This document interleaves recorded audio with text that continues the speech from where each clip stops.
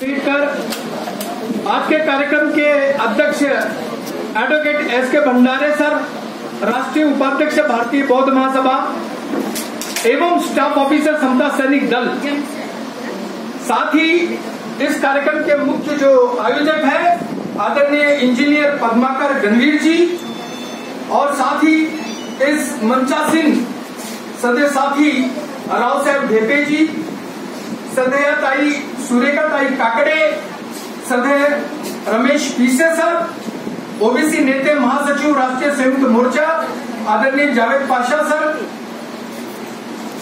सदैव साथियों मैं विषय पर ही बोलूंगा, मुझे केवल 5 मिनट दिया गया है। तो समता सैनिक दल का जो विषय है उस पर मैं कहूंगा। समता सैनिक दल 19 मार्च 1927 को महाड़ के धर्म संघर्ष के अवसर पर डॉक्टर बाबा साहब अम्बेडकर ने इसलिए स्थापित किया था कि अनुसूचित जाति जनजाति ओबीसी पर अत्याचार हो रहे थे और आज भी हो रहे और भविष्य में भी होते रहेंगे, लेकिन उन अत्याचारों का विरोध करके अपने सामाजिक सुरक्षा सुनिश्चित करने के लिए डॉक्टर बाबा साहब अम्बेडकर ने समता दल की स्थापना की थी। उस उद्देश्य को परिपूर्ण करने के लिए उस समय बाबा साहब के इस आवाज पर शहरों में, गांव में हर जगह समता सैनिक दल खुला। नागपुर में भी बस्ती बस्ती में एक भुजंग पहलवान का नाम सुना होगा नागपुर में, वो समता सैनिक दल के आखाड़ा में तैयार हुआ वो।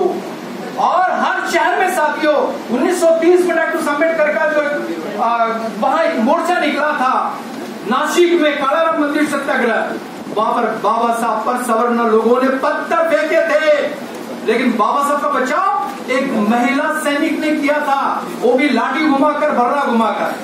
तो ये संक्षिप्त जानकारी मैं आपको देना चाह रहा हूँ कि 1927, 1930, 1956 जो एक ऐतिहासिक कार्यक्रम नागपुर का, पुलिस वाले का बाबा साहब हम सुरक्षा करेंगे, बाबा साहब ने कहा आपकी जरूरत नहीं, मेरे समता सैनिक दल के लोग हैं, और 5 लाख लोगों की सुरक्षा समता सैनिक दल ने की थी। बाबा साहब ने अपने वक्तव्य में कहा था कि मेरे जितने भी आंदोलन हैं उन आंदोलनों में सबसे ज्यादा श्रेय अगर किसी का होगा तो वो समता सैनिक दल के हमारे सैनिकों का। इसलिए बाबा साहब की आवाज पर यह संगठन को बढ़ाना है। मुझे अच्छी तरह से याद है कि सदैव जनार्दन मूल इनके द्वारा स्थापित एक संगठन है, उसका भी नाम आरएसएस है, और उस कार्यक्रम में सदैव जावेद पाशा जी उपस्थित थे। उन्होंने कहा था कि समता सैनिक दल ही आरएसएस को मुकाबला कर सकता है। समता दल ने अगर आवाज दी तो मुसलमान, सारे मुसलमान भाई उस समता सैनिक दल में आकर प्रशिक्षण लेंगे। मैं आप सबके सामने सदैव जावेद पाशा जी से अनुरोध करता हूं कि तमाम मुस्लिम भाइयों को समता दल में भेजिए और बाबा साहब के सैनिक बनाइए। एक बहुत अच्छी संगठन है। समता सैनिक दल के बाद में जो एक विषय आता है वो है समन्वय। तो समन्वय के लिए एक कोऑर्डिनेशन कमेटी बने। हमारे समता दल के जो भी राष्ट्रीय अध्यक्ष डीएफ कोचे साहब, उनका संदेश मेरे पास आया है मोबाइल में। बनते नाग दीपंकर जी, उन्होंने भी कल 1 घंटा तक फोन पर मुझे कहा कि ये बातें कहना, और साथ ही साथ हमारे जीओसी डोंगरे साहब ने भी मुझे आदेश दिया है। उनका ये कहना था कि जितने भी ग्रुप है नागपुर में उन सबके 5-5 लोगों को लेकर के एक हाई पावर कमेटी बनाना है, कोऑर्डिनेशन कमेटी बनाना है, और वो कोऑर्डिनेशन कमेटी के बाद वो जो आदेश देंगे high power committee, coordination committee, उसको सभी समता दल के जो ग्रुप है उसको फॉलो करेंगे, ऐसा उनका सुझाव था।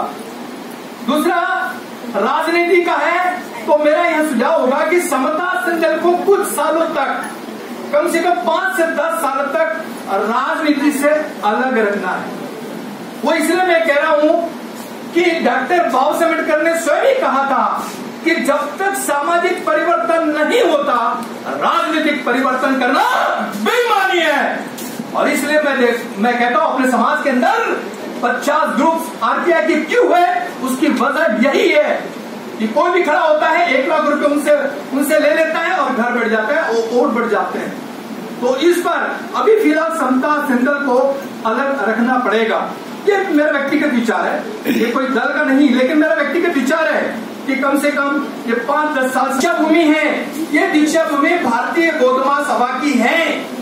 आपको बताते चलूं, चैत्य भूमि में भारतीय बौद्ध महासभा की है, और वहां पर जो भी चंदा आता है वो बैंक के अंदर 11 करोड़ रुपया वहां पे जमा है बैंक में, उसका एक पैसा भी हम खर्च नहीं कर सकते क्योंकि उस पर विवाद चल रहा है। हमारे सदस्य साथी एस के भंडारी साहब यहाँ पर मौजूद है, वो अच्छी तरह जानते हैं। दिल्ली के अंदर में डॉक्टर अंबेडकर भवन रेलवे स्टेशन के पास पहाड़पुरा में वो बाबा साहब की समता सुंदर भारतीय बौद्ध महासभा की जमीन है। बेंगलोर के अंदर सेमिनार को स्थापित करने के लिए 5 एकड़ बाबा साहब ने जमीन खरीद के रखा है। वो जमीन भारतीय बौद्ध महासभा की है।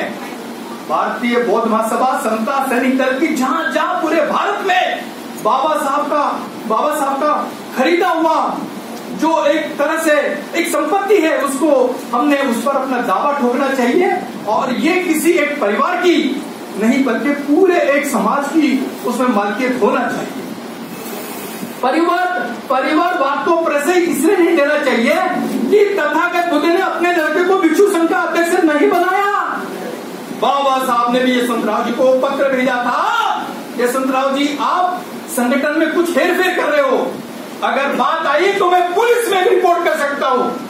ये कटु सत्य के साथ मुझे बोलते बहुत दुख होता है, लेकिन बाबा साहब ने ये लिखा था। और इसलिए सदस्य एस के भंडारी साहब ने कहा कि वो जो 7 पंचपुत्र के नियम है कि हर एक व्यक्ति ने नैतिकतावादी होना चाहिए, पंचशील का पालन करना चाहिए। तो ये जो है बातें समता सैनिक दल भारतीय बौद्ध महासभा को आगे बढ़ाने के लिए हर कोई व्यक्ति बाबा साहब का पुत्र है पुत्री है, ये सोच करके हमने आगे बढ़ना चाहिए। धन्यवाद। लेकिन जाते जाते एक मैं जरूर कहना चाहूंगा कि ठहरे हुए पानी ने कुछ इशारा तो किया था, कुछ सोचकर हमने पत्थर नहीं फेंके। ठहरे हुए पानी ने कुछ इशारा तो किया था, कुछ सोचकर हमने पत्थर नहीं फेंके। जातिवाद मानने वाले कांच के महलों में रहने वाले ना भूलो, अभी हमने आवाजों के पत्थर नहीं फेंके। रोती है तब जाकर होता है कोई दीदावर पैदा, और वो दीदावर कौन था? डॉक्टर बाबा साहब अम्बेडकर। उनके विचारों पर हमें चलना है। धन्यवाद। जय भीम।